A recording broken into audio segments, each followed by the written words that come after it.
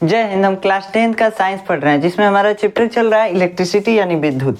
और आज हम इस चैप्टर में पढ़ेंगे ओम के नियम के बारे में। ये आपके एग्जाम के दृष्टि से बहुत इंपॉर्टेंट है। 100% गारंटी के साथ कहते हैं कि ये जरूर आपके एग्जाम में पूछेगा। ये टॉपिक किसी न किसी रूप में पूछ सकता है। कभी कहेगा ओम का नियम लिखिए, कबो कहेगा चालक का प्रतिरोध क्या होता है लिखिए, कबो कहेगा चालक का प्रतिरोध किन बातों पर निर्भर करता है लिखिए। तो कौनों टाइप में पूछ सकता है। तो आज इस कॉन्सेप्ट को अगर आप समझे रहेंगे तो कुछ और पूछेगा आप बता देंगे। तो चलिए आज हम समझते हैं ओम का नियम आखिर होता क्या है। तो ओम का नियम, ओम्स लॉ जिसको बोलते हैं, ओम का नियम इसको क्यों कहते हैं कि इस नियम को जो है ना एक वैज्ञानिक थे जिनका नाम था जॉर्ज साइमन ओम। क्या नाम था बाबू, याद रखना, जॉर्ज साइमन ओम। क्या नाम था, जॉर्ज साइमन ओम। एक वैज्ञानिक थे जो जर्मनी के थे। कहाँ के, जर्मनी के। तो इन्होंने जो जॉर्ज साइमन ओम थे जर्मनी के वैज्ञानिक, इन्होंने 1827 ईस्वी में एक नियम दिया जिसे हम ओम का नियम कहते हैं। अब ये नियम क्या था, तो देखिए नियम को समझने के लिए ये नियम दिए थे वोल्टेज पर और विद्युत धारा के आधार पर। तो इस नियम को समझने के लिए हम वोल्टेज और विद्युत धारा को समझ लें। वैसे हम आपको बता चुके हैं लेकिन यहाँ पे और डिटेल से थोड़ा बता देते हैं। कुछ मतलब पर्सपेक्टिव अलग रखेंगे यहाँ पे वोल्टेज और विद्युत धारा का, तब आपको समझ में आएगा। तो चलिए पहले हम समझ लेते हैं विद्युत धारा और वोल्टेज को। देखिए विद्युत धारा और वोल्टेज क्या होता है। आप जानते हैं कि विद्युत धारा क्या है, जो हमारे घर में आता है, जिस तार को हम पकड़ेंगे हम एकदम टंटना जाएंगे, वही विद्युत धारा है। अब विद्युत धारा आता कैसे बनता है, तो चालक में यानी किसी तार में आप जानते हैं कोई भी मेटल होता है, कोई भी धातु होता है। और धातु है मतलब उसमें क्या है, परमाणु है। कौनों पदार्थ रहेगा, परमाणु है। अब परमाणु है तो उसमें इलेक्ट्रॉनों है। क्या है बाबू, इलेक्ट्रॉनों है। और क्या होता है ना, धातु में ही इलेक्ट्रिसिटी काहे फ्लो होता है। अब आप कहेंगे कि प्लास्टिक में काहे नहीं, प्लास्टिकों में तो परमाणु होता है, प्लास्टिकों में परमाणु होता है तो इलेक्ट्रॉन भी है, तो काहे नहीं प्लास्टिक में हम विद्युत धारा फ्लो करा लेते हैं। तो बाबू प्लास्टिक में इसलिए फ्लो नहीं होता है काहे से कि उसमें मुक्त इलेक्ट्रॉन नहीं होता है। मुक्त इलेक्ट्रॉन का मतलब क्या है, तो देखो परमाणु जो होता है ना, जिसको हम फ्री इलेक्ट्रॉन बोलते हैं, परमाणु जो होता है इसके बाहरी कई गो कक्ष होते हैं, बाहर कई गो कक्ष होते हैं जिसमें कई गो रास्ता होता है जिसमें इलेक्ट्रॉन गति करते रहते हैं, घूमते रहते हैं।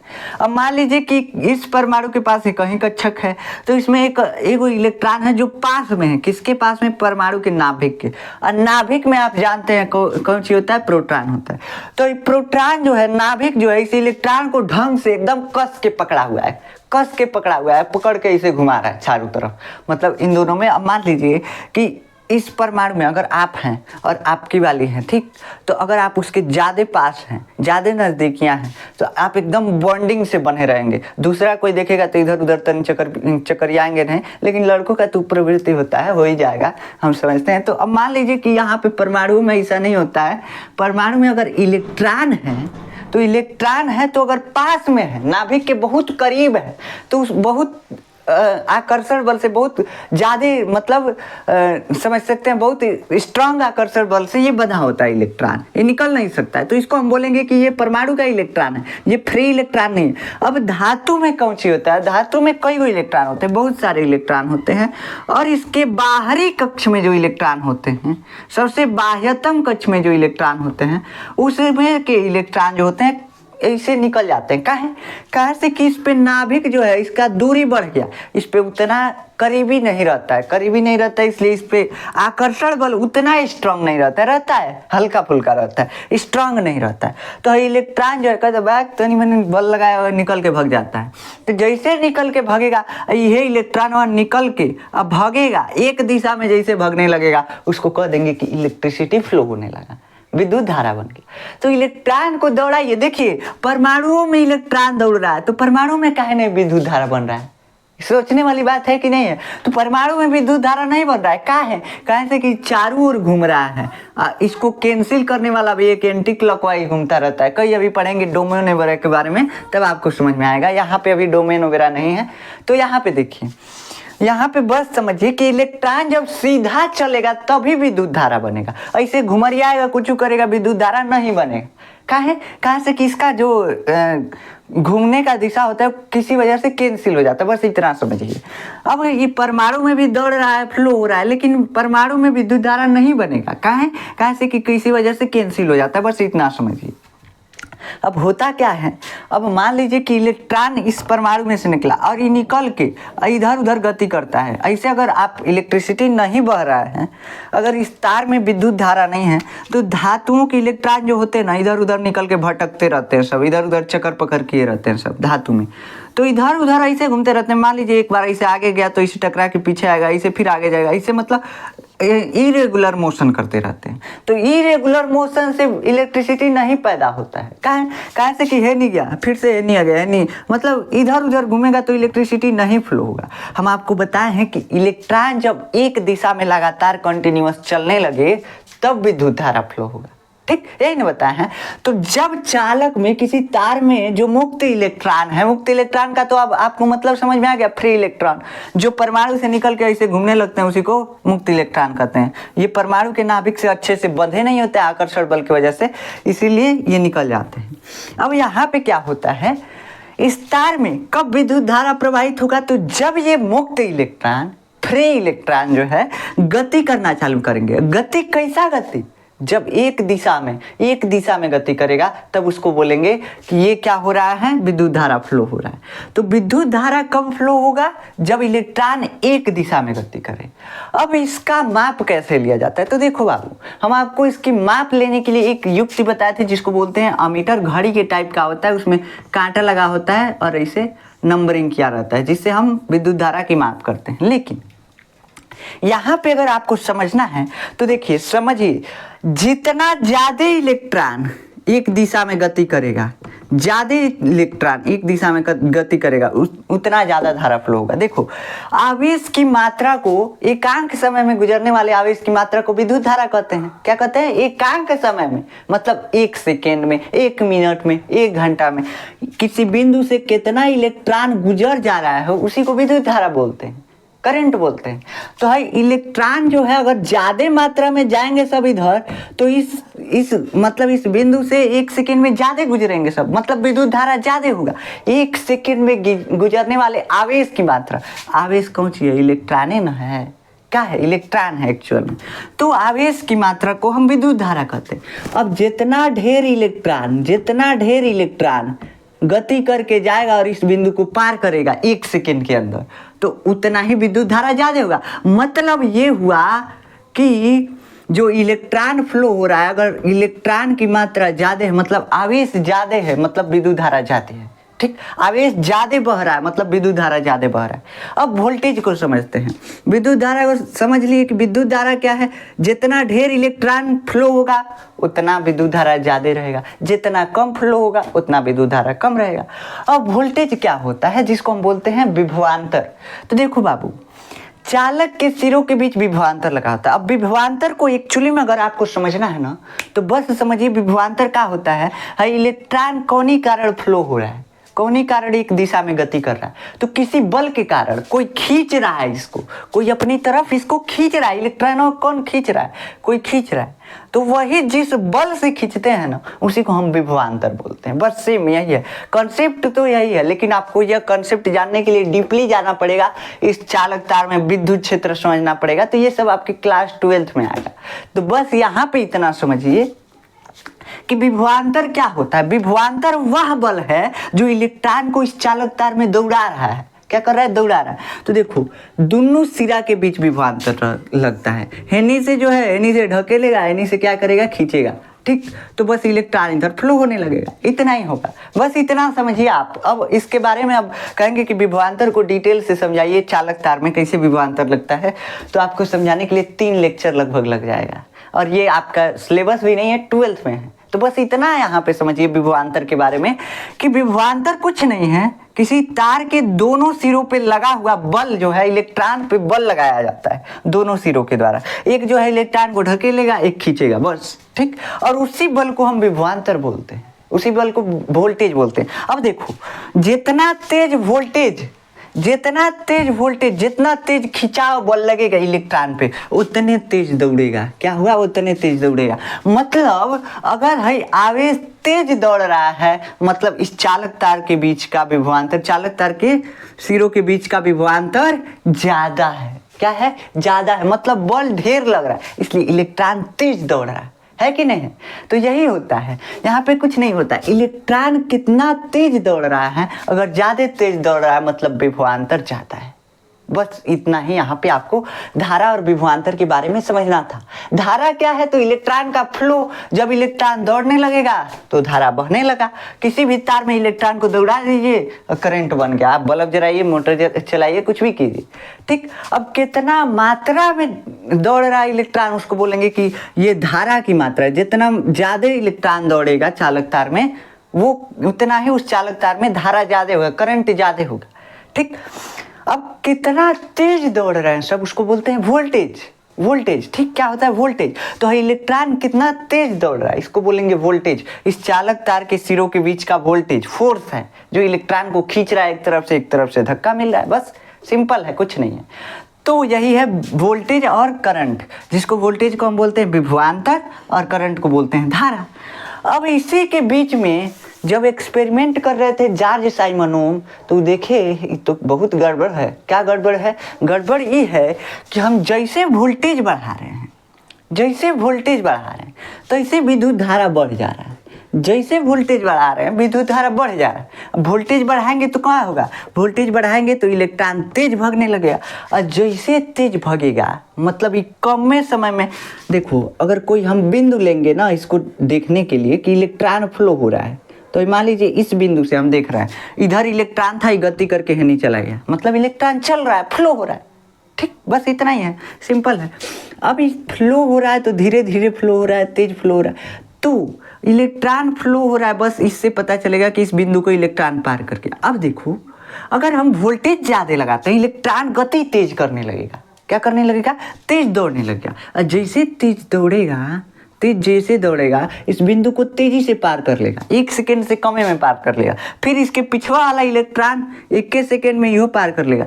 तो अब देखो यहाँ पे ध्यान दो कि 1 सेकेंड में पहले मान लो कि 1 इलेक्ट्रॉन पार कर रहा था, जैसे हम वोल्टेज बढ़ाए 1 सेकेंड में दो इलेक्ट्रॉन जाने लगे, सब दो इलेक्ट्रॉन इस बिंदु को पार करने लगे सब। तो मतलब कि विद्युत धारा का मान बढ़ गया। तो सेम यही, बस वही देखे और यही कह दिए कि ओम का नियम, हम नियम बनाए हैं मतलब हमारा नियम खत्म। यही बस ओम का नियम है। तो ओम का नियम क्या कहता है कि जितने वोल्टेज हम बढ़ाएंगे उतने विद्युत धारा बढ़ेगा। बस यही है ओम का नियम, सिंपल है। जितना हम वोल्टेज बढ़ाएंगे उतना विद्युत धारा का मान बढ़ेगा। वोल्टेज बढ़ाएंगे मतलब इलेक्ट्रॉन तेज चलने लगेगा, तो 1 सेकेंड में ज़्यादा ना इलेक्ट्रॉन गुजर जाएगा जी। कहें नहीं गुजरेगा? देखो यहाँ पे इधरिया सब इलेक्ट्रॉने हैं, सब इधरिया सब इलेक्ट्रॉने हैं, सब है कि नहीं। अब जैसे वोल्टेज लगाए, पहले मान लो कि जब वोल्टेज कम था तो 1 इलेक्ट्रॉन 1 सेकेंड में गुजरता था, तो यहाँ पे धारा का मान कम था, ठीक। अब मान लो कि वोल्टेज को जैसे बढ़ाए, यहाँ से दो इलेक्ट्रॉन गुजरने लगा, मतलब कि धारा का मान भी बढ़ गया। काहे दो कहाँ से कि पहले का इलेक्ट्रॉन तेज चल रहा है, और जैसे तेज चल रहा है मतलब कम में समय में इसको पार कर ले रहा है, इस बिंदु को, जिस बिंदु से हम देख रहे हैं, तो इसको कम में समय में पार कर ले रहा है। उसके बाद दूसरा इलेक्ट्रॉन भी 1 सेकेंड के अंदर चला जा रहा है, मतलब 1 सेकेंड के अंदर अब 2 इलेक्ट्रॉन जाने लगे सब, ठीक। एगो लाइन बनाए हैं, मान लीजिए आदमी का एगो लाइन है, पहले आदमी एकदम रिहू चल रहा था और उसको एकदम मार के पीछे से दौड़ा दिए, खूब तेज चलने लगा। तो बताओ जाने में उस लाइन को कम समय लगेगा ना, और जितने कम समय लगेगा उतने विद्युत धारा का मान ज़्यादा होगा। तो जितने मतलब मान लीजिए 1 सेकेंड में पहले एक आदमी एक मतलब दरवाजा से गुजरता था, 1 सेकेंड में, अब मार के दौड़ा दिए तो 5-5 गो गुजरने लगे सब। तो क्या हो गया? मतलब कि 5-5 को गुजरने लगे, मतलब कि धारा का मान बढ़ गया। इसे यहाँ पे होता है, यहाँ पे क्या हुआ, इलेक्ट्रॉन पहले धीरे धीरे जा रहे थे सब, जैसे हम वोल्टेज बढ़ाए इलेक्ट्रॉन और तेज हो गए, जिसके वजह से कई ज़्यादा इलेक्ट्रॉन, पहले से ज़्यादा इलेक्ट्रॉन जाने लगे सब, ठीक। पहले से ज़्यादा मात्रा में इलेक्ट्रॉन जाने लगे, जिससे विद्युत धारा का मान बढ़ गया। और यही है ओम का नियम, कुछ नहीं है ओम का नियम। ओम का नियम यही है कि जब हम वोल्टेज को बढ़ाते हैं तो ही धारा का मान बढ़ जाता है। बस सिंपल यही ओम का नियम कहलाता है, ठीक। तो आज से आप कंफ्यूज मत होइएगा। देखिए क्या लिखा हुआ है, नियम दिया इस जॉर्ज साइमन ओम ने कितने में नियम दिया, किस सन में, तो 1827 में। ये सन याद रखने की कोनो जरूरत नहीं है, बस आप देख लीजिए सन वहाँ पे लिखा हुआ है। यह नियम दिया, इस नियम के अनुसार किसी धातु के तार के भाई देखो, तारवा कौन सी का होना चाहिए? धातु का। प्लास्टिक का तो लगाओगे नहीं। तो किसी धातु के तार के दोनों सिरों के बीच का विभवांतर, विभवांतर मतलब आपको हम समझा दिए। तो विभवांतर उस चालक तार में बहने वाली, इस तार में बहने वाली धारा जो इलेक्ट्रॉन फ्लो हो रहा है, बहने वाली धारा के समानुपाती। समानुपाती मतलब कि, समानुपाती का मतलब समझते हैं कि अगर समानुपाती का मतलब कि एक बढ़ रहा है तो दूसरा भी बढ़ेगा, और व्युत्क्रमानुपाती का मतलब एक बढ़ रहा है तो दूसरा घटेगा। ठीक, तो समानुपाती, जैसे समानुपाती आपका पड़ोसी आपके समानुपाती होता है। आप कुछ करेंगे ना तो आप वो करेंगे तो पड़ोसी भी वही करेगा। तो क्या है? समानुपाती है। जैसे जैसे आप चल रहे हैं वो वैसे वैसे चल रहा है, समानुपाती है। ठीक, तो ये समानुपाती हो गया। और आपकी वाइफ जो है वो व्युत्क्रमानुपाती है। जो चीज चलेंगे उसके उल्टे रास्ते चलेगी तो व्युत्क्रमानुपाती है, जिसको इनवर्सली प्रोपोर्शनल कहते हैं।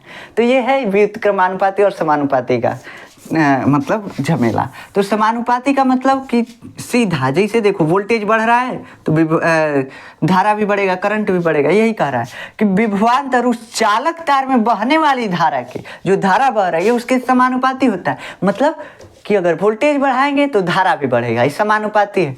ठीक, अब व्युत्क्रमानुपाती रहता तो क्या होता? अगर वोल्टेज बढ़ाते तो धारा घटता, तब हम कहते हैं व्युत्क्रमानुपाती। तो ये है समानुपाती और व्युत्क्रमानुपाती। अब इसको हम लिख सकते हैं, इसको हम क्या लिख सकते हैं? वोल्टेज को V से दर्शाते हैं और धारा को, हम विद्युत धारा को I से दर्शाते हैं लिखने के लिए। अब यहाँ पे हम लिखने लगे वोल्टेज तो ढेर लंबा हो जाएगा, इसलिए हम एक सिंबल बना दिए, V मतलब वोल्टेज और I मतलब धारा, करंट। ठीक, अब ये जो बीच में आपको चिन्ह दिख रहा है इसी को प्रोपोर्शनल का चिन्ह बोलते हैं। ये जो आपको ऐसे दिख रहा है, ऐसे देखिए, हम दूसरे मार्कर से बना रहे हैं, मार्कर नहीं चल रहा है। देखिए ये है समानुपाती का चिन्ह, बस ऐसे कट को ऐसे कर दीजिए, क्या हो गया? समानुपाती हो गया। तो ये है समानुपाती का चिन्ह। तो V प्रोपोर्शनल टू I क्या है? V प्रोपोर्शनल टू I मतलब वोल्टेज जो है धारा के समानुपाती है। बस इतना ही है ओम का नियम। अब यही ओम का नियम हम क्या करते हैं, जब भी हम प्रोपोर्शनलिटी को हटाते हैं, जब भी हम प्रोपोर्शनलिटी को हटाते हैं तो एक नियतांक लगता है। और नियतांक का मतलब क्या होता है? नियतांक का मतलब कि देखिए वो हमेशा फिक्स रहेगा। जैसे हम प्रोपोर्शनलिटी को हटाएंगे एक नियतांक लगेगा जिसको हम R बोलते हैं। तो V बराबर RI या IR बोल सकते हैं। अब देखो, अभी आपको नियतांक समझ में नहीं आया। नियतांक क्या होता है? देखो होता क्या है, मान लो कि ये है V बराबर I और R जो है नियतांक है। R नियतांक है। R मतलब कोई फिक्स नंबर है। मान लो कि ये 5 हो गया, अगर क्या हो गया? 5 हो गया, तो ये फिक्स नंबर है। तो ये फिक्स नंबर होता है। R जो है नियतांक जो है फिक्स नंबर होता है। कभी कभी R का मान मतलब कभी कभी नियतांक का मान 1 आ जाता है। ज़्यादातर केसेस में नियतांक का मान 1 ही आता है, लेकिन यहाँ पे R जो है इस नियतांक का मान 1 नहीं आता है। अभी हम बताएंगे ये क्या होता है। अब ये नियतांक जो होता है, आप 9th में भी प्रोपोर्शनलिटी को हटा करके नियतांक लगाए होंगे, तो यहाँ पे काहे इतना कंफ्यूज हो रहा है? बस देखिए यहाँ पे क्या है? वोल्टेज डायरेक्टली प्रोपोर्शनल टू विद्युत धारा यानी कि करंट, और इसको जब इक्वल टू में बदलेंगे तो यहाँ पे एक कांस्टेंट आएगा, नियतांक जिसको बोलते हैं। और इस कांस्टेंट को, जहाँ R समानुपातिक नियतांक है, समानुपातिक नियतांक, जैसे प्रोपोर्शनलिटी इस चिन्ह को जैसे हटाएंगे ना तो इक्वल टू का चिन्ह लगाएंगे, कोनो ना कोनो एगो नियतांक आता है। ठीक, तो ध्यान रखिएगा जब भी इस चिन्ह की जगह पे इक्वल टू लगाइएगा एक नियतांक जरूर लगाइएगा, कहीं भी होगा, कहीं भी। ठीक, आज से ये ध्यान में रखिएगा, कहीं भी अगर इसको बदल करके इक्वल टू करते हैं तो एक नियतांक लगता है। और नियतांक का मतलब कि कोई फिक्स नंबर है, वो कोई फिक्स नंबर है। तो ये नियतांक है, R समानुपातिक नियतांक है, जिसे चालक का प्रतिरोध कहते हैं। अब समझो, ये तो था ओम का नियम, इतना था ओम का नियम। अब आ गया प्रतिरोध। अब ये जो R है, अगर V बराबर RI है तो V बराबर R और I का मतलब कि V बराबर R गुणे I, यही ना है, यही है ना। तो V बराबर R गुणे I। अब इसको हम अगर इधर गुणा में है, कोई भी चीज़ अगर इक्वल टू के इधर गुणे में है, तो अगर इक्वल टू के इस साइड दूसरे साइड आ रहा है तो वो भागे में आ जाता है। तो V/R हो सकता है यहाँ पे। अगर भागे में है तो अगर उधर जा रहा है तो क्या होगा? गुणे में हो जाएगा, आप जानते हैं। ठीक, अगर गुणे में है, इक्वल टू के इधर आ रहा है या इधर जा रहा है, मतलब इधर गुणे में है तो इधर जाएगा तो भागे में, इधर गुणे में है तो इधर जाएगा तो भागे में। ठीक, मतलब किधर भी अगर गुणे में है और उसके विपरीत दिशा में जा रहा है, इक्वल टू के विपरीत साइड में जा रहा है तो वो भागे में चला जाएगा। अगर भागे में है तो उल्टा अगर आ रहा है, इक्वल टू के इधर आ रहा है तो गुणे में हो जाएगा, तो उल्टा होता है बस। अब देखिए यहाँ पे क्या होगा, V बराबर आर आई, आर आई का मतलब आर गुणे आई है। अब आर गुणे में है, इधर आएगा कैसा हो जाएगा, भगे में हो जाएगा, लेकिन हमको आर को नहीं लाना है, आर को यहीं पे छोड़ दीजिए। आई भी गुणे में है, आर गुणे आई है ना, V बराबर आर गुणे आई। अब हमको अगर आर पता करना है तो आई गुणे में है, V के नीचे आ जाएगा, मतलब V बटा आई, V में भाग चला जाएगा, तो गुणे में था आई, अब भगे में आ गया। तो यही बन जाता है फार्मूला प्रतिरोध का। क्या बन जाता है, प्रतिरोध का फार्मूला बन जाता है। अब ये प्रतिरोध का फार्मूला क्या है, ये प्रतिरोध होता क्या है, अब इसके बारे में आपको समझना होगा कि ये प्रतिरोध क्या होता है। तो देखो बाबू, प्रतिरोध कुछ नहीं है, इस दुनिया का नियम है। क्या है, इस दुनिया का नियम है कि अगर आप कुछ करेंगे तो आपका लोग विरोध करेंगे। क्या करेंगे, विरोध करेंगे। आप आगे बढ़ रहे हैं, आपका विरोध किया जाएगा। आप पीछे चल रहे हैं, तभी भी विरोध किया जाएगा। आप फेल हो रहे हैं ना, बार बार अपने क्लास में फेल हो रहे हैं, तो वो विरोध किया जाएगा। आप पास हो रहे हैं तो पड़ोसिया जलेगा, कहे काहे इतना आगे बढ़ रहा है, विरोध करेगा, आपको पीछे खींचने की कोशिश करेगा।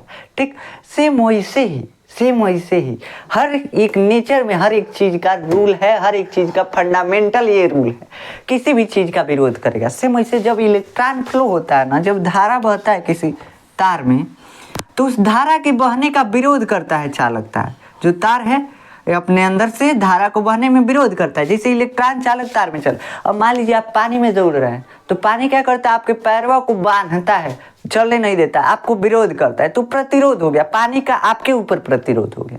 ठीक, आप हवा में चल रहे थे, देखते होंगे साइकिल चलाते होंगे, खूब तेज आंधी आता होगा, बस आपका साइकिल धीरा हो जाता होगा, तो हवा आपका विरोध कर रहा है, तो हवा आप पे प्रतिरोध लगा रहा है। ठीक, तो प्रतिरोध कुछ नहीं है, प्रतिरोध चालक का वह गुण है, तार का वह गुण है जो इलेक्ट्रॉन के फ्लो का, जब विद्युत धारा जब इसमें बहती है तो उसका विरोध करता है, उसी को हम प्रतिरोध बोलते हैं। सेम, ठीक, बस सेम ये तो बात पत्नी वाले पे भी लागू होता है। आपकी वाइफ भी कुछ करेंगी, आपका विरोध करेगी। ठीक, लेकिन वैसे मतलब गलत ओर से, गलत पर्सपेक्टिव से नहीं करती है, बस ऐसे मजाक के लिए। देखिए यहाँ पे क्या है, यहाँ प्रतिरोध कुछ नहीं है, प्रतिरोध जो है विरोध करने का गुण है, यानी कि अगेंस्ट जाने का गुण है।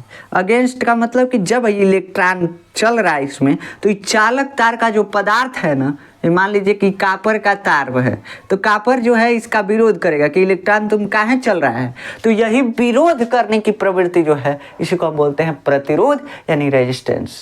क्या बोलते हैं, प्रतिरोध यानी रेजिस्टेंस। तो बस यही है रेजिस्टेंस।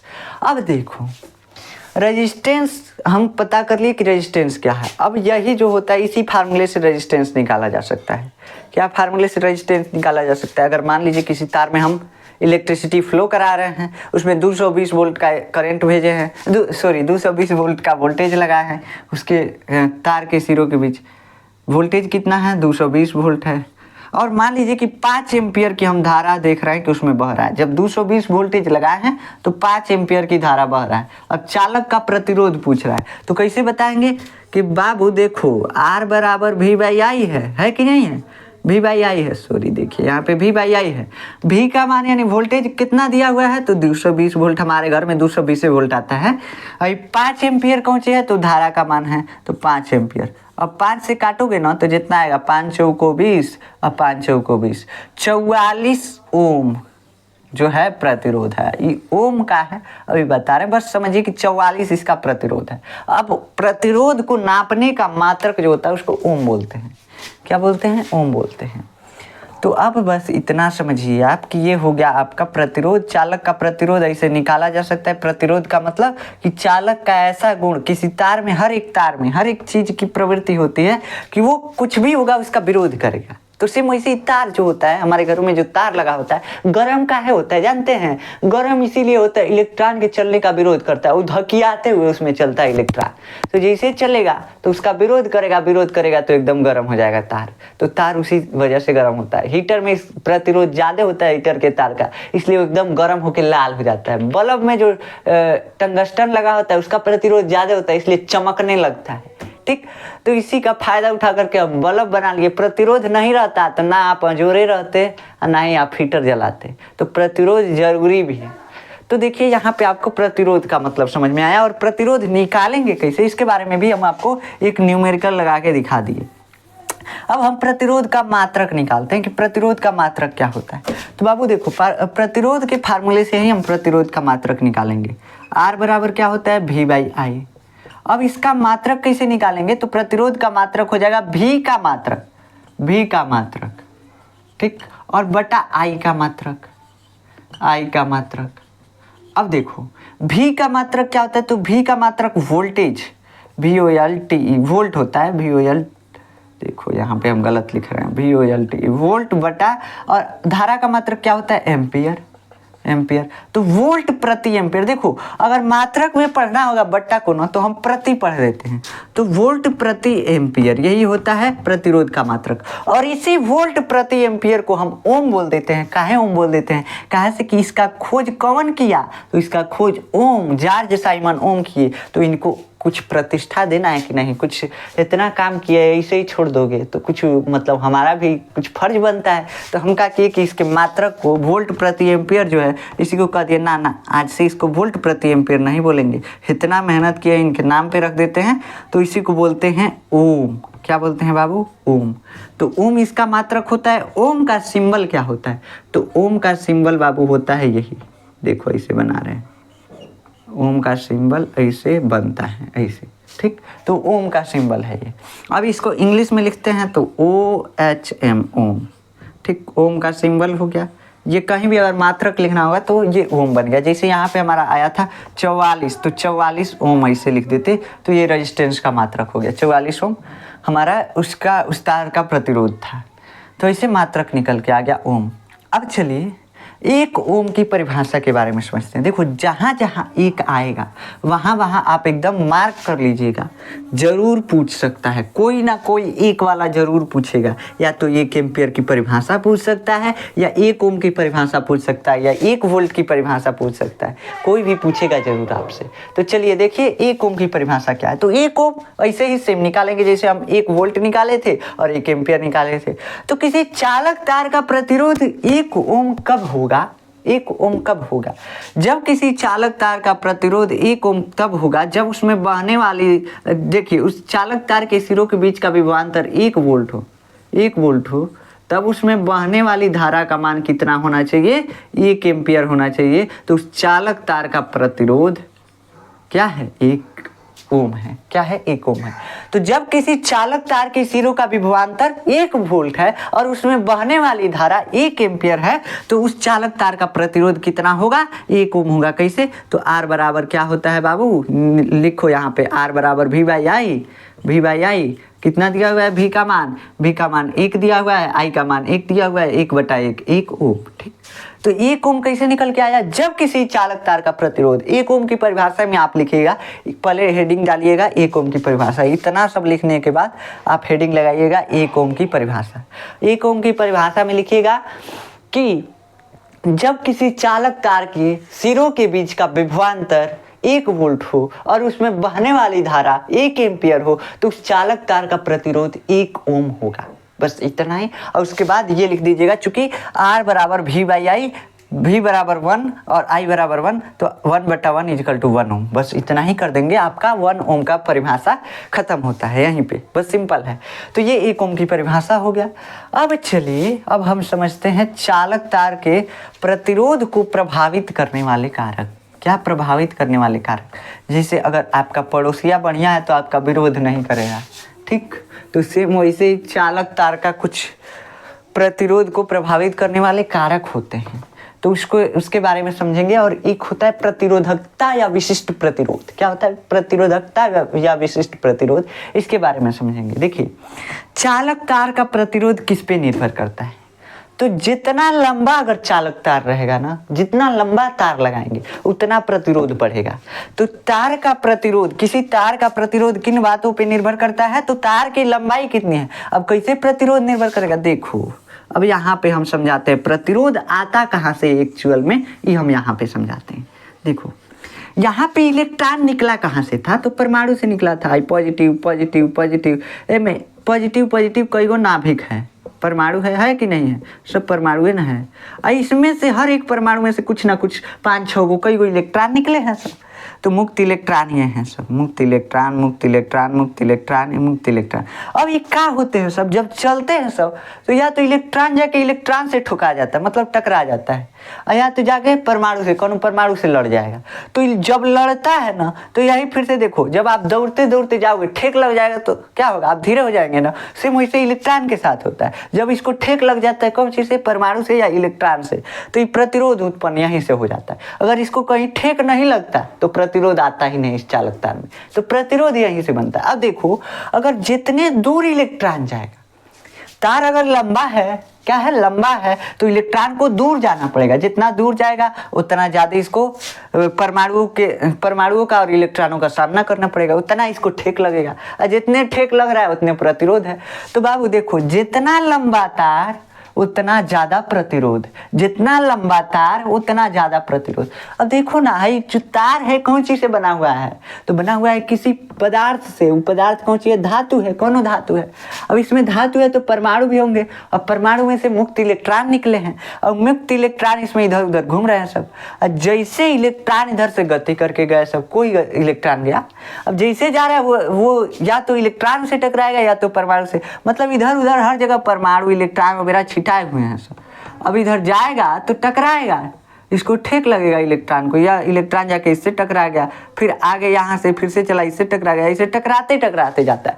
इसी टकराव के चलते प्रतिरोध उत्पन्न होता है। और इसी अगर ज्यादा टकराव हो गया तो अब मान लो पत्थर को ज्यादा टकराओगे तो क्या होता है, आगे बढ़ता है। सेम वैसे जब इलेक्ट्रॉन ज्यादा टकराने लगता है तो प्रतिरोध ज्यादा, और जैसे प्रतिरोध ज्यादा वैसे तार हीट होने लगेगा, गर्म होने लगेगा।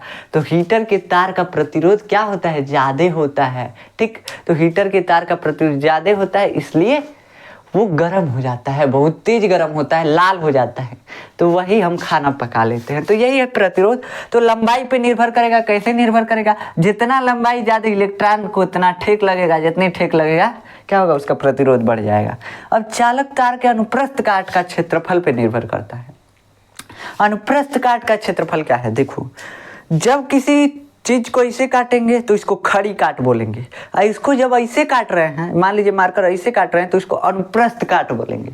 क्या बोलेंगे, अनुप्रस्थ काट। तो ऐसे काट रहे हैं, अनुप्रस्थ काट, बेड़िया काटेंगे, अनुप्रस्थ काट। देखो, तो यहाँ पे जो है काटने से बना ये सरफेस इस मार्कर में दिख रहा है, गोल सरफेस जो है ये क्या है, अनुप्रस्थ काट का गोलका सरफेस है।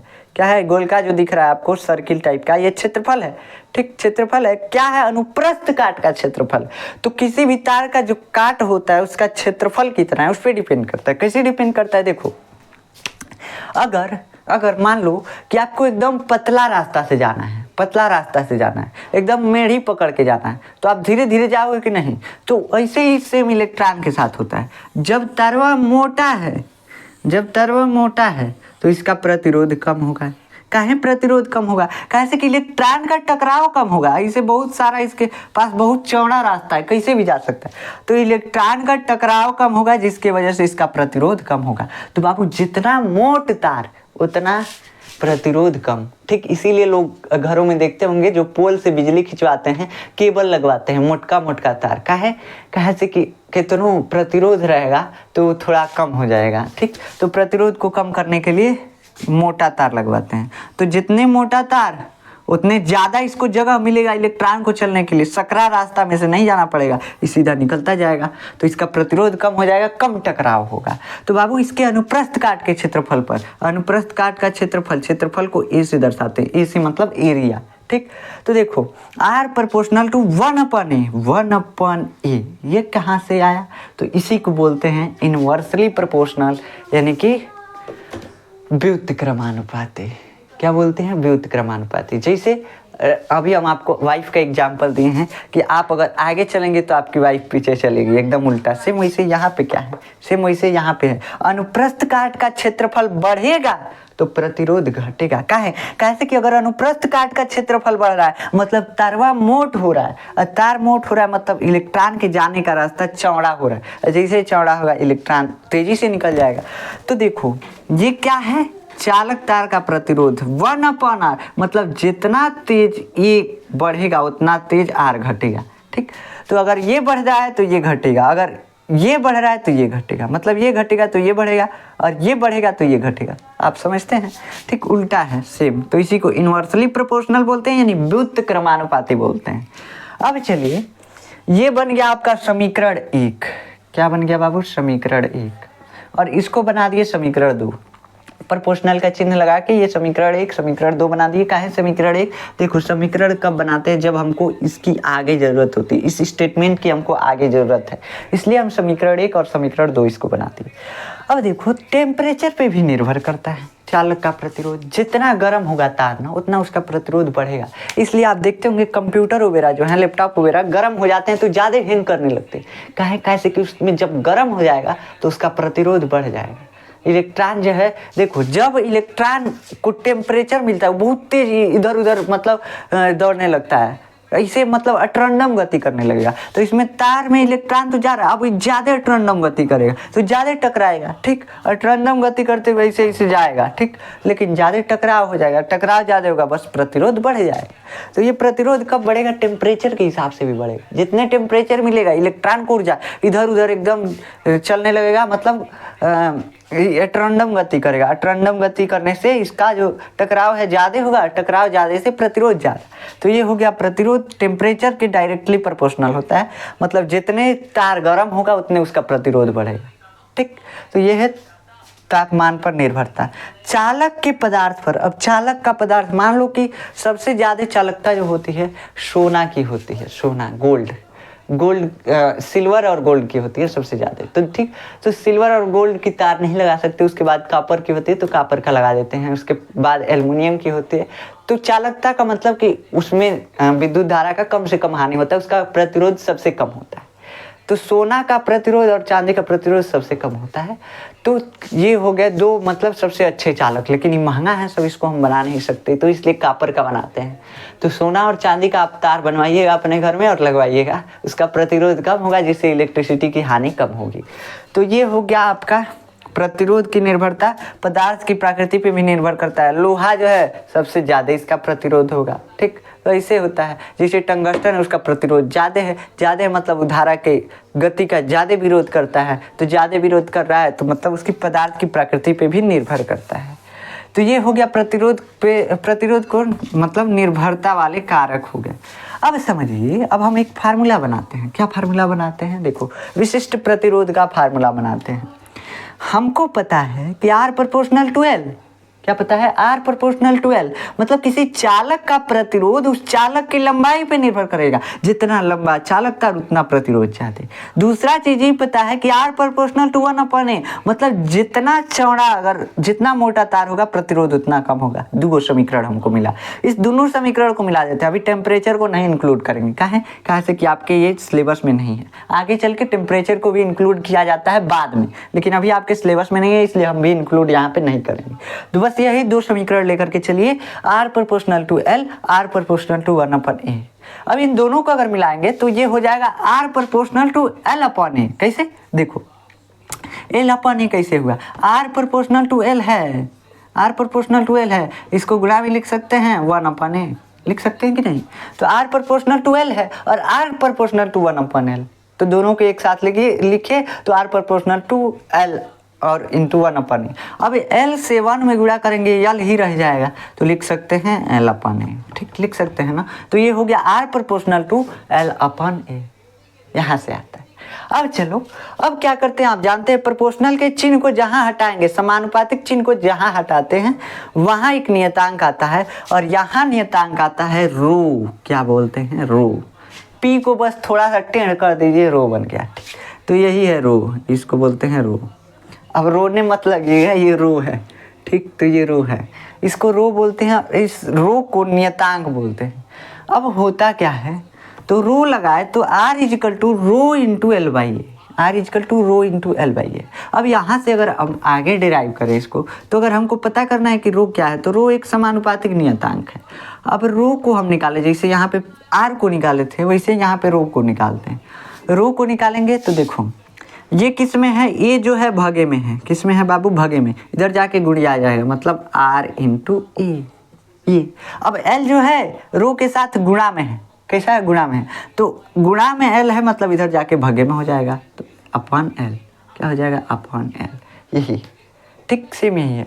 तो अब इसको लिख सकते हैं R is equal to R, sorry देखिए rho is equal to R into A by L. ये हो गया आपका विशिष्ट प्रतिरोध। क्या हो गया? विशिष्ट प्रतिरोध। तो इसी को रो को हम बोलते हैं समानुपातिक नियतांक और इसे चालक का विशिष्ट प्रतिरोध कहते हैं। अभी विशिष्ट प्रतिरोध क्या है इसको हम डिटेल से अभी डिस्कस करते हैं। देखिए अब बस इसी को डिस्कस करके और लेक्चर खत्म करेंगे, नहीं तो लंबा हो जाएगा बहुत ज़्यादा। ओम का नियम यहाँ पे अब हम खत्म कर दिए, एक टॉपिक हमारा खत्म हो जाएगा। देखिए ये है विशिष्ट प्रतिरोध। तो ये विशिष्ट प्रतिरोध क्या है, इसका मतलब क्या है आप जानते हैं? प्रतिरोध, देखिए विशिष्ट प्रतिरोध को हम प्रतिरोधकता भी बोलते हैं, याद रखिएगा इसका नाम प्रतिरोधकता या विशिष्ट प्रतिरोध। इसको लिखिएगा जहां, क्या लिखेंगे? जहां रो एक समानुपातिक नियतांक है जिसे चालक का विशिष्ट प्रतिरोध कहते हैं। क्या कहते हैं? विशिष्ट प्रतिरोध कहते हैं। तो ये है चालक का विशिष्ट प्रतिरोध। अब इसको हम विशिष्ट प्रतिरोध को हम ऐसे तो यहाँ पे फार्मूला में तो डिराइव कर लिए, ये रियल में क्या होता है इसके बारे में सोचते। तो देखिए विशिष्ट प्रतिरोध कुछ नहीं है, किसी भी पदार्थ के एकांक आयतन का प्रतिरोध विशिष्ट प्रतिरोध कहलाता है या प्रतिरोधकता कहलाता है। इसका मतलब क्या है? अब मान लो क्या है, कापर है हमारे पास। कापर एक मेटल है, इसमें विद्युत प्रवाहित होगा, आप जानते हैं। इसका प्रतिरोध निकालना है, विशिष्ट प्रतिरोध निकालना है। तो विशिष्ट प्रतिरोध का मतलब कि एकांक आयतन में जो प्रतिरोध होगा उसी को विशिष्ट प्रतिरोध बोलते हैं। अब इस एकांक आयतन का प्रतिरोध जो होगा उसी को विशिष्ट प्रतिरोध, मतलब कि अगर 1 मीटर लंबा ले लें, जो कापर है उसका टुकड़ा जो है हम 1 मीटर लंबा ले लें, 1 मीटर चौड़ा ले लें और 1 मीटर मोटा ले लें, ऐसे इस टाइप में, तो इसका जो प्रतिरोध होगा ना उसी को हम विशिष्ट प्रतिरोध बोलेंगे। क्या बोलेंगे बाबू? विशिष्ट प्रतिरोध बोलेंगे। तो ये हो गया विशिष्ट प्रतिरोध। तो विशिष्ट प्रतिरोध का मतलब क्या हुआ कि इस मतलब मटेरियल का, जिस मटेरियल का तार बना हुआ है उस मटेरियल के एकांक आयतन में 1 मीटर लंबा, 1 मीटर चौड़ा और 1 मीटर मोटे टुकड़े में कितना प्रतिरोध है, उसमें विद्युत धारा को रोकने की कितनी क्षमता है, उसी को हम बोलते हैं तार का विशिष्ट प्रतिरोध, चालक तार का विशिष्ट प्रतिरोध। समझ में आया? क्या है? एकांक आयतन के प्रतिरोध को सिंपल बोलिएगा। कोई भी पूछेगा कि किसी चालक का विशिष्ट प्रतिरोध क्या है या किसी चालक की प्रतिरोधकता क्या है, प्रतिरोधकता भी पूछ सकता है। तो किसी चालक का विशिष्ट प्रतिरोध क्या है या किसी चालक की प्रतिरोधकता क्या है? तो किसी चालक की प्रतिरोधकता उसके एकांक आयतन के प्रतिरोध को उस चालक की विशिष्ट प्रतिरोधकता कहते हैं। अब तार जो होता है वो हो सकता है कि बहुत लंबा हो और उसकी लंबाई जो है, देखिए यहाँ पे मार्कर चल नहीं रहा है, आज दिक्कत हो रहा है। देखिए ये है आपका तार, ये तार जो है इसी को खींच करके बनाया गया है। मान लीजिए कि इसी को खींच करके बनाया गया है, तो इसको खींच करके बनाया गया है तो कोई बात नहीं। क्या है? कोई बात नहीं है। इसका आयतन जो है समान होगा। तो इस चालक तार का प्रतिरोध इसकी लंबाई पे, प्रतिरोधकता जो है इसकी लंबाई पे नहीं निर्भर करता है, चालक की लंबाई पे नहीं निर्भर करता है। विशिष्ट प्रतिरोध लंबाई पे निर्भर नहीं करेगा। कहे से कि ये आयतन का प्रतिरोध दिखा रहा है भाई, कोनो दिक्कत नहीं है। आयतन, एकांक आयतन, अभी हो सकता है कि लंबाइया ज़्यादा हो, चौड़ैया वही हो, लेकिन 1 क्यूबिक मीटर इसका आयतन हो। अब आप आयतन का मतलब समझते होंगे कि 1 क्यूबिक मीटर का मतलब क्या है। अब हो सकता है इस शेप में 1 क्यूबिक मीटर नहीं है, ये मान लीजिए इसका आयतन का मतलब कितना स्थान घेर रहा है, आयतन का मतलब कितना स्थान घेरा, तो है 1 क्यूबिक मीटर है कापर, इसी को खींच खाच के इतना बड़ा तार बना दिए। ठीक, इसी को खींच खाच के इतना बड़ा तार बना दिए, तो अब वो तो उतने स्थान वहाँ घेर रहा है, बस चौड़ैया में पतला हुआ है, लंबाई में घेर लिया उतना स्थान, जितना पतला हुआ है चौड़ाई में उतना लंबाई में स्थान घेर लिया। ठीक, तो इसका आयतन पहले 1 क्यूबिक मीटर अगर था, 1 क्यूबिक मीटर था, तो अब भी 1 क्यूबिक मीटर ही है। तो 1 क्यूबिक मीटर के प्रतिरोध को हम क्या बोलते हैं? विशिष्ट प्रतिरोध। अभी 1 क्यूबिक मीटर है तो इसका भी प्रतिरोध उतना ही होगा। विशिष्ट प्रतिरोध, सॉरी देखिए प्रतिरोध अलग होगा लेकिन विशिष्ट प्रतिरोध वही होगा। तो एकांक आयतन के प्रतिरोध को विशिष्ट प्रतिरोध बोलते हैं। अब इसको खींच के ऐसे लंबा कीजिए, इसको पचका के इसे चौड़ा कीजिए, कुछ कीजिए, बस एकांक आयतन का होना चाहिए, उस मटेरियल के एकांक आयतन का प्रतिरोध होना चाहिए। तो उसी को हम बोलेंगे कि इसकी प्रतिरोधकता है यानी विशिष्ट प्रतिरोध है। तो लिखिएगा, हेडिंग डालिएगा आप कि चालक का विशिष्ट प्रतिरोध या चालक की प्रतिरोधकता क्या होती है। ठीक, मतलब चालक की प्रतिरोधकता, बस स्पेसिफिक रेजिस्टेंस बोलते हैं इसको इंग्लिश में। लिखिएगा कि किसी चालक का विशिष्ट प्रतिरोध उसके एकांक आयतन का प्रतिरोध जो होता है उसी को विशिष्ट प्रतिरोध कहते हैं। किसी चालक के एकांक आयतन के प्रतिरोध को विशिष्ट प्रतिरोध या प्रतिरोधकता कहा जाता है। ठीक, अब इसका मात्रक निकालते हैं हम। जैसे हम प्रतिरोध का मात्रक निकाले वैसे इसका मात्रक निकालते हैं। तो चलिए इसका मात्रक निकाला जाए। तो इसका मात्रक होता है आपका, देखिए इसका मात्रक क्या होगा, रो का मात्रक हमको निकालना है। तो रो का मात्रक आर का मात्रक और गुणे ए का मात्रक। फार्मूला से ही हम जानते हैं, आप कभी भी फार्मूला से आप निकाल सकते हैं मात्रक, और बटा एल का मात्रक। अब देखो आर क्या है, तो चालक का प्रतिरोध है, प्रतिरोध का मात्रक ओम। ठीक, ओम। ए क्या है, तो उस चालक तार का अनुप्रस्थ काट का क्षेत्रफल है। ये क्षेत्रफल है, क्या है बाबू, क्षेत्रफल है। ये नहीं निकाले थे, चालक तार के अनुप्रस्थ काट का क्षेत्रफल R प्रोपोर्शनल टू 1/A। तो है ये क्षेत्रफल है, क्षेत्रफल कितना मोटा तार है, ये मोटाइया उसका क्षेत्रफल है। ठीक, तो इस क्षेत्रफल का मात्रक क्या होता है, तो मीटर स्क्वायर होता है, आप जानते हैं। बटा में लंबाई का मात्रक मीटर, 1 मीटर से 1 मीटर कैंसिल, क्या बचा, तो ओम मीटर। देखिए अब मात्रक में गुणा को लिखने के लिए बस डैश दे दिया जाता है। तो ओम मीटर किसका मात्रक होता है, तो रो का मात्रक यानी विशिष्ट प्रतिरोध का मात्रक ओम मीटर होता है। बस इतना ही है आपका ये टॉपिक जो ओम का नियम है। ओम का नियम तो इतना ही था, देखिए ओम का नियम इतना ही तक। अब इसके आगे जो प्रतिरोध है उसके ऊपर डिपेंड है ये सब। ठीक, तो बस ओम का नियम अगर लिखने के लिए आएगा तो ये लिखिएगा कि ओम का नियम इसे कहते हैं, बस इतना ही लिखना है आपको। ठीक, अगर आएगा कि चालक का विशिष्ट प्रतिरोध क्या होता है तब ये लिखिएगा। ठीक, तो और पूछेगा चालक का प्रतिरोध क्या होता है, तो चालक का प्रतिरोध अभी हम बताए हैं, किसी चालक तार का वह गुण जिसके कारण वह उसमें विद्युत धारा के बहने का विरोध करता है उसी को चालक का प्रतिरोध बोलते हैं। तो प्रतिरोध लिखने के लिए आएगा अलग लिखेंगे, ओम का नियम लिखने के लिए आएगा अलग लिखेंगे, चालक के प्रतिरोध की निर्भरता लिखने के लिए आएगा तो ये लिखेंगे, और आएगा कि चालक का विशिष्ट प्रतिरोध लिखिए तो ये लिखेंगे। ठीक, तो देखिए चारों चीजें अलग अलग हैं। ओम के नियम में बस इतना लिखना पड़ेगा आपको जितना आपको दिख रहा है, ये परिभाषा सहित, और ये थोड़ा हल्का सा डेराइवेशन है ये, और ये जहाँ R समानुपातिक नियतांक है जिसे चालक तार का प्रतिरोध कहते हैं। बस इतना लिख देंगे, आपका पूरा नंबर मिल जाएगा, कहीं कटने वाला नहीं है। बस इतना ही है ओम का नियम। ये पक्का है कि जरूर पूछेगा, हम आपको चैलेंज देते हैं, जरूर पूछेगा किसी न किसी पेपर, हर एक पेपर में लगभग पूछता है। प्रतिरोध पूछेगा, क्या लिखेंगे, किसी चालक तार का वह गुण जिसके कारण वह उसमें बहने वाली धारा का विरोध करता है, प्रतिरोध कहलाता है। खत्म, इसे R से रिप्रेजेंट करते हैं, इसका मात्रक ओम होता है, बस खत्म। उसके बाद चालक के प्रतिरोध की निर्भरता क्या होती है, तो चालक तार की लंबाई पे प्रतिरोध निर्भर करता है।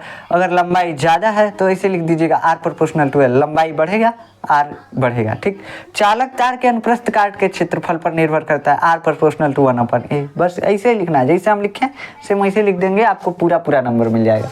और स्पेसिफिक रेजिस्टेंस पूछेगा यानी विशिष्ट प्रतिरोध पूछेगा तो क्या करेंगे, कहेंगे किसी चालक तार के एकांक आयतन के प्रतिरोध को हम उस चालक तार की विशिष्ट प्रतिरोध, उस चालक तार का विशिष्ट प्रतिरोध कहते हैं, या उस चालक तार की प्रतिरोधकता कहते हैं। कह सकता है प्रतिरोधकता क्या होता है उसको भी बताइए, तो वही लिखेंगे आप, किसी चालक तार के एकांक आयतन का प्रतिरोध उस चालक तार की प्रतिरोधकता का होता है। बस इतना ही है। और पूछेगा कि इसको किससे दर्शाते हैं, रो से दर्शाते हैं, इसका मात्रक क्या होता है, ओम मीटर होता है। अभी निकाल के हम बता दिया आपको अगर नहीं याद रहेगा उसके फार्मूला से निकाल लीजिएगा, खत्म बात। ठीक, तो ये है आपका आज का लेक्चर। अगर आपको इसको नोट्स चाहिए तो इसका नोट्स आपको डिस्क्रिप्शन में मिल जाएगा, आप जा करके वहाँ से नोट्स डाउनलोड कर सकते हैं। देखिए अगर आप नहीं लिखे हैं तो लिख लीजिए, यहाँ से स्क्रीनशॉट ले लीजिए। देखिए R प्रोपोर्शनल टू L/A, तो यहाँ से आप स्क्रीनशॉट भी ले सकते हैं। आप जाकर वहाँ से नोट्स डाउनलोड कर सकते हैं और नोट्स आप लिख सकते हैं। देखिए, लेकिन नोट्स अपने मन से बनाएंगे तो सबसे बेटर रहेगा। अगर नहीं बन पा रहा है तब आप नोट्स डाउनलोड कीजिए और लिखिए। तो आशा है कि आपको आज का लेक्चर समझ में आया होगा। मिलते हैं नेक्स्ट लेक्चर में, तब तक के लिए जय हिंद।